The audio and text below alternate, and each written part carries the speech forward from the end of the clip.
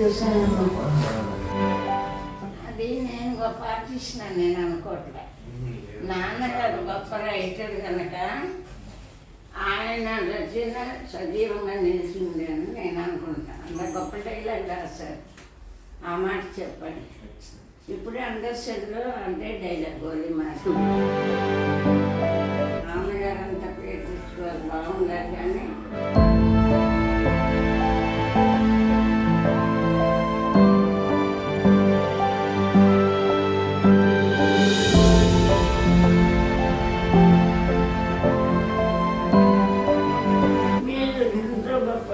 డబ్బులు ఎవరైనా సంపాదిస్తారు కానీ మంచి మనసున్న వాళ్ళని సంపాదించలేదు. మీరు ఎంతో పుణ్యమంతులమ్మ. మీరు భగవంతుడు మిమ్మల్ని చల్లగా చూడాలి.